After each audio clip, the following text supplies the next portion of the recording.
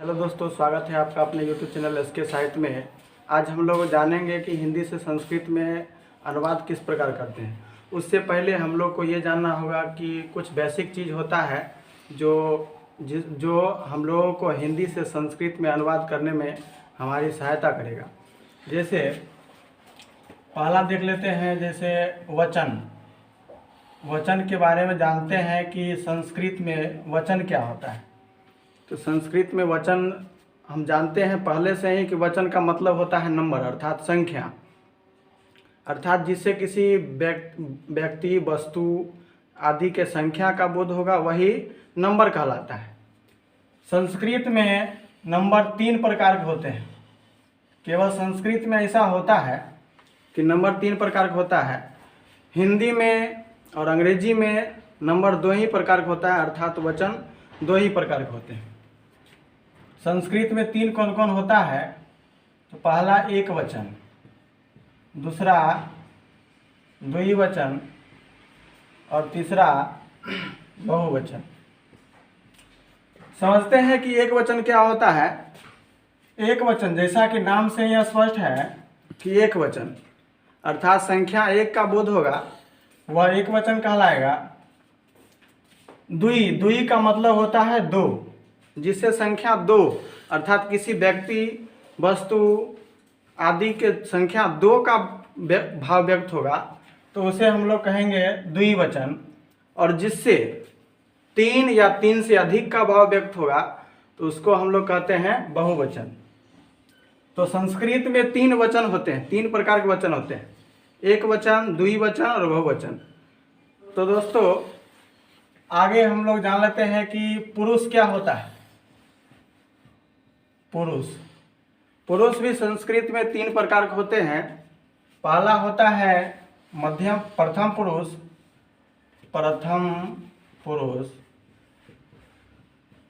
दूसरा होता है मध्यम पुरुष और तीसरा होता है उत्तम पुरुष। दोस्तों ये प्रथम पुरुष क्या होता है, मध्यम पुरुष क्या होता है और उत्तम पुरुष क्या होता है आप लोग जानते हैं। बस ये नहीं, इंग्लिश में आप लोग जानते हैं कि ये सब होता क्या है, लेकिन उसका हिंदी आपको शायद पता न हो। तो जान लीजिए कि प्रथम पुरुष को ही हम लोग कहते हैं थर्ड पर्सन। प्रथम पुरुष को ही हम लोग क्या कहते हैं, थर्ड पर्सन कहते हैं। मध्यम पुरुष को हम लोग कहते हैं सेकेंड पर्सन और उत्तम पुरुष को हम लोग कहते हैं फर्स्ट पर्सन। अर्थात उत्तम पुरुष में इंग्लिश में आप पढ़े होंगे, उत्तम पुरुष में मैं आता है, उसी प्रकार इसमें भी उत्तम पुरुष में मैं ही आता है। मैं का संस्कृत मैं लिख देता हूँ, मैं का होता है अहम। फिर आगे इसमें चूंकि एक वचन, द्विवचन, बहुवचन होता है, इसलिए आगे इसका रूप बनता है हम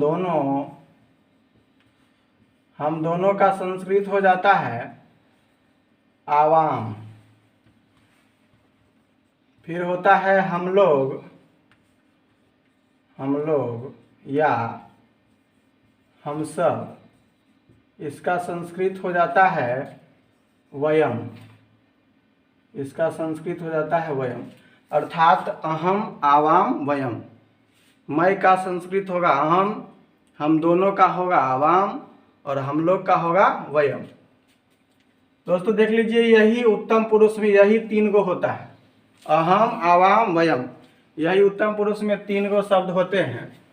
इसका फिर आगे रूप चलता है उत्तम पुरुष। ये उत्तम पुरुष हो गया। मध्यम पुरुष जान लेते हैं कि मध्यम पुरुष क्या होता है। मध्यम पुरुष सुनने वाला को कहते हैं मध्यम पुरुष, अर्थात कोई जो बोल रहा है तो कोई तो सुनने वाला होगा, उसी को हम लोग कहते हैं मध्यम पुरुष। और जो बोलने वाला होता है वह होता है उत्तम पुरुष। और जिसके बारे में कहा जाएगा उसका बोध होगा तो वो होगा प्रथम पुरुष, या इसी को कहते हैं अन्य पुरुष भी। आइए मध्यम पुरुष में क्या क्या होता है उसको जान लेते हैं। तो मध्यम पुरुष में होता है तुम, जिसका संस्कृत होता है त्वम। उसके बाद तुम दोनों, जिसका संस्कृत होता है युवाम। उसके बाद तुम लोग, जिसका संस्कृत होता है यूयम। दोस्तों यही बेसिक चीज़ है जो आपको अनुवाद बनाने में बहुत सहायता करेगा। उसके बाद फिर इसमें मध्यम पुरुष में भी 3 ही शब्द होते हैं, ध्यान रखेंगे। मध्यम पुरुष में भी 3 ही शब्द होते हैं, त्वम युवाम यूयम, त्वम युवाम यूयम। यही याद करने का तरीका है, विशेष में मैं आगे फिर बताऊंगा।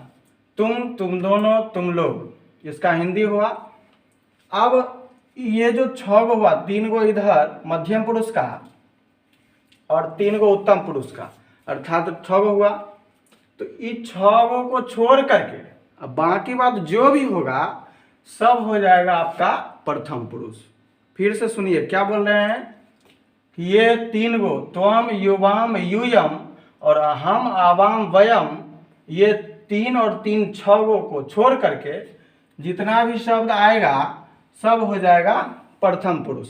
अनुवाद बनाते वक्त आपको ध्यान रखना है, जैसे किसी का नाम आ गया रामः, आपसे पूछा जाएगा कौन पुरुष में होगा, तो वो हो जाएगा प्रथम पुरुष में। पूछा जाएगा कि बताइए अहम, अनुवाद बनाते वक्त ये आपको ध्यान रखना होगा कि अहम जो है वह कौन पुरुष में होता है, तो अहम होता है उत्तम पुरुष में। तो उत्तम पुरुष में आपको थोड़ा सा ध्यान रखना होगा। पूछा जाएगा कि युवाम कौन पुरुष में होता है, तो बताइएगा मध्यम पुरुष में होता है। ये ध्यान रहेगा तो अनुवाद बनाने में सहायता मिलेगा। अब जान लेते हैं कि दोस्तों कि लकार, अनुवाद बनाएंगे तो हमको लकार का जरूरत पड़ेगा। वो लकार क्या होता है वो जान लेते हैं।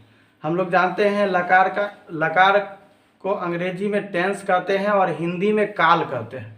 काल के बारे में आपने जाना होगा, लेकिन लकार क्या होता है वो संस्कृत का शब्द है, ये शायद आपको पता न हो।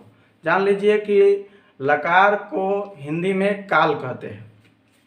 आइए समझते हैं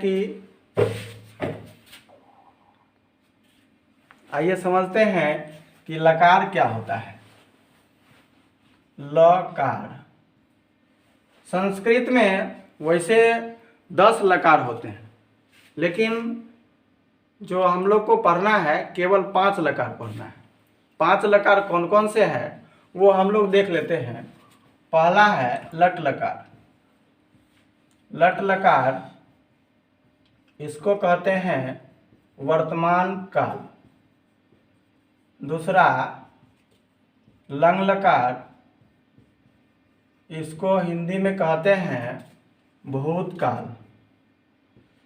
भूतकाल। तीसरा लीट लकार। लीट लकार इसको कहते हैं भविष्यत काल। भविष्यत काल। चौथा लोट लकार। लोट लकार इसको कहते हैं, इससे किसी भी सेंटेंस का आज्ञा हो गया, आदेश हो गया, सलाह हो गया आदि का बोध होता है। फिर 5वां हो जाता है विधि लिंग। विधि लिंग एकदम सिंपल है जो दोस्तों, देखते रहिए।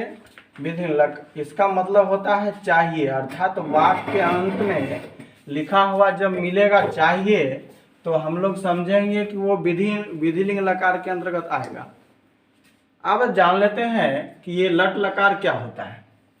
आप देख रहे होंगे कि ये जो 5 गो लकार हमने लिखा उसका पहला अक्षर लगभग ल से ही चालू हो रहा है, इसलिए इसे लकार कहा जाता है। पहला अक्षर लगभग ल से चालू होता है, इसलिए ऐसे शब्द को लकार कहते हैं। लट लकार का मतलब होता है वर्तमान काल, अर्थात किसी क्रिया के वर्तमान समय में होने का इससे बोध होता है। दूसरा लंग लकार। लंग लकार का मतलब होता है भूतकाल। भूतकाल का मतलब समझते ही होंगे, जिसे किसी क्रिया के बीत जाने का, हो जाने का बोध होता है, उसको हम लोग कहते हैं भूतकाल। तीसरा है लीट लकार। लीट लकार मतलब होता है भविष्यत काल। भविष्यत काल का मतलब क्या हुआ कि जो क्रिया भविष्य में होगा उसको हम लोग कहते हैं भविष्यत काल। और फिर है लोट लकार।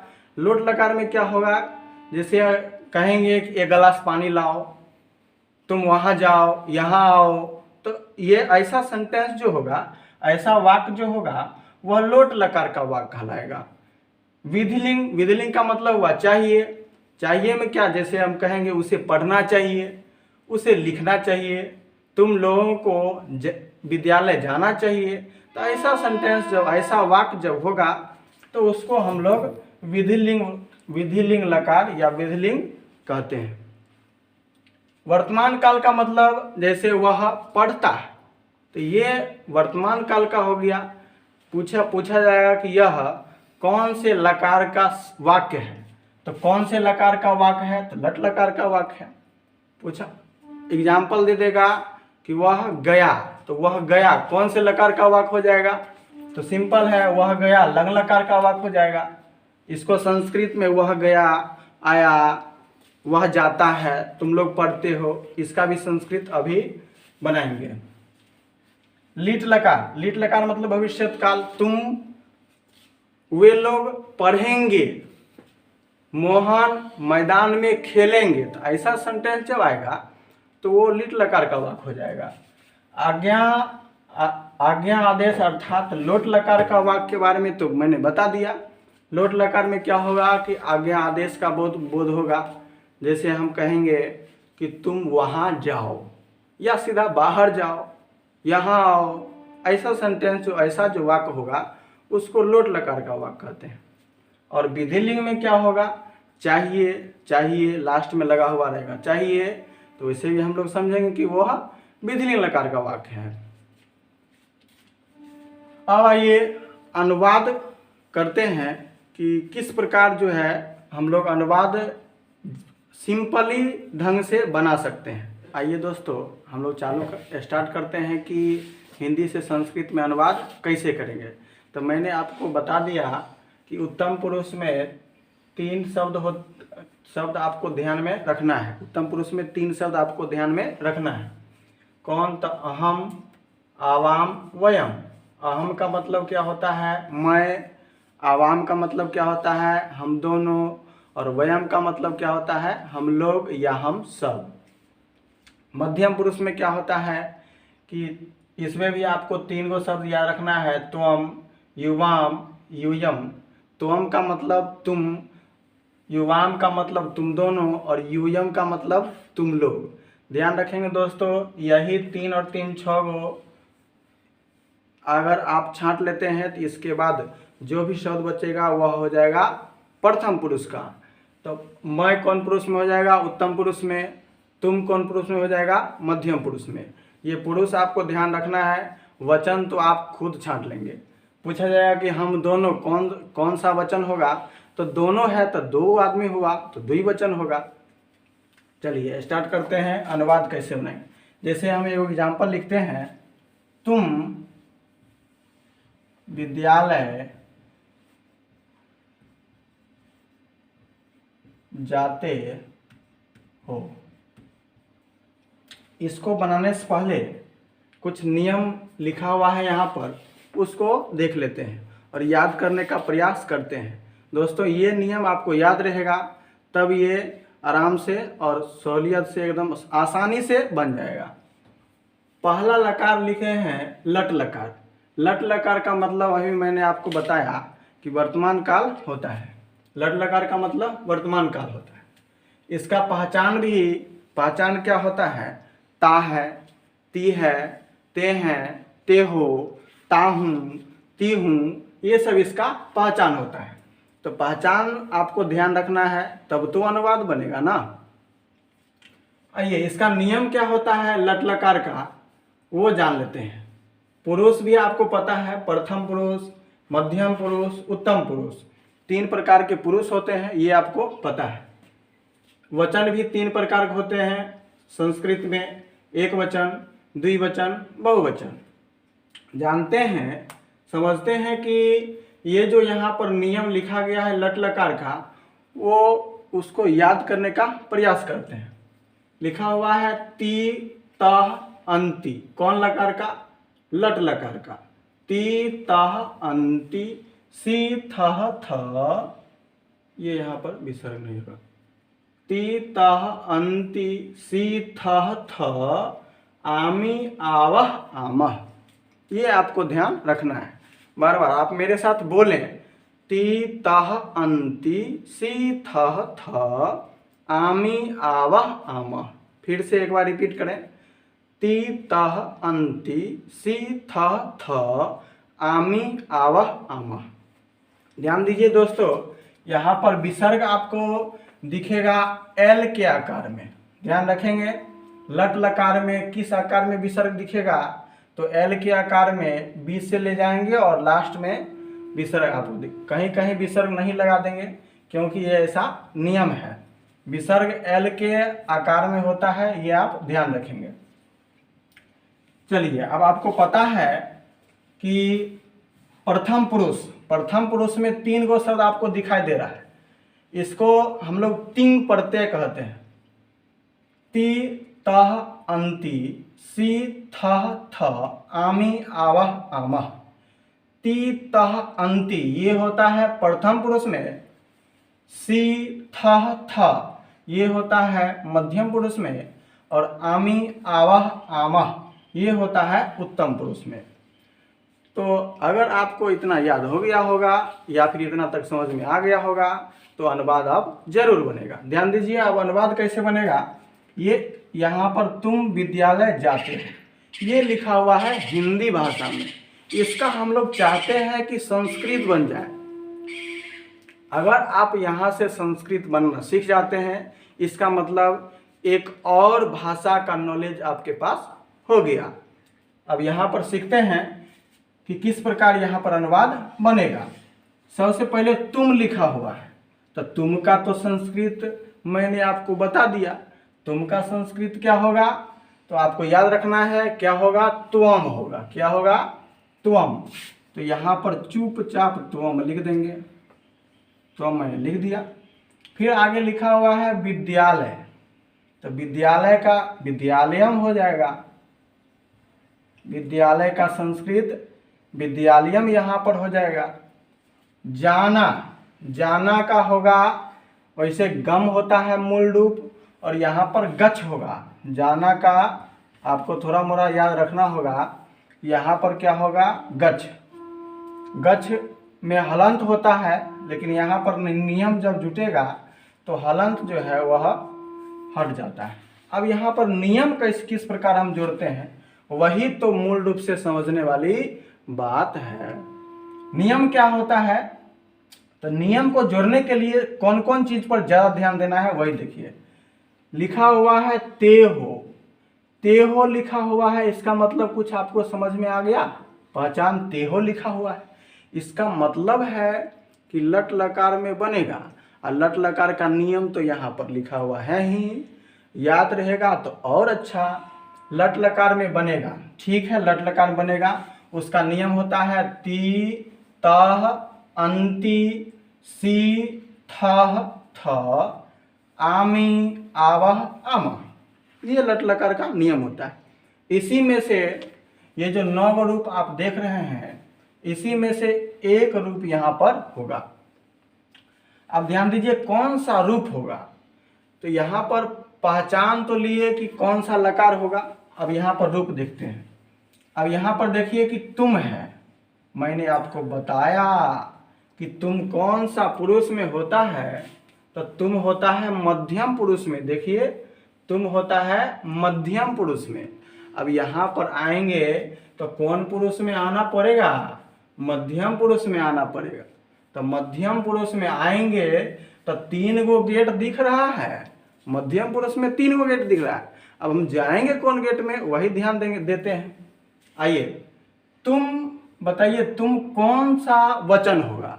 तुम का मतलब हुआ एक वचन, और तुम दोनों का मतलब हुआ द्विवचन, और तुम लोग का मतलब हुआ बहुवचन। तो यहाँ पर लिखा हुआ है तुम, इसका मतलब एक वचन हुआ। तो अर्थात मध्यम पुरुष का एक वचन, ई पुरुष में जाना था, और एक वचन में क्या लिखा हुआ है, सी, तो यहाँ पर हो जाएगा सी। बस बन गया हिंदी से संस्कृत। तुम विद्यालय जाते हो का संस्कृत हो गया त्वम विद्यालयम गच्छसि, त्वम विद्यालयम गच्छसि। एक और मैं आपको देता हूं, कोशिश कर कीजिएगा आप बनाने का। जैसे मैं पत्र लिखता हूं, मैं पत्र लिखता हूं, बनाने का प्रयास कीजिए। मैं पत्र लिखता हूं। आशा करता हूं कि आपको बन गया होगा। अब यहां आइए, मैं बनाने का प्रयास करता हूं। मैं का सबसे पहले देख लेते हैं कि मैं का संस्कृत होता क्या है। मैं का संस्कृत क्या होता है? तो मैं का संस्कृत आपको याद होगा, मैं का होता है अहम। मैं का क्या होगा? अहम। मैं का संस्कृत अहम लिख दिए, सही बात है, अहम हो गया, लिख दिए। पत्र का संस्कृत होता है पत्रम, सही बात है, लिख दिए पत्रम। लिखना का क्या होगा? लिखना, लिखना, लिख है तो इसका मतलब लिखना है। लिखना का क्या होगा? तो लिखना का होता है लिख। क्या होता है? लिख। लिखना का आप देंगे लिख, लिख में ख में हलंत हो गया, लिखना का लिख हो गया। अब आगे लिखा हुआ है ताहूं, यही तो बताएगा कि हमको किस लकार में जाना है।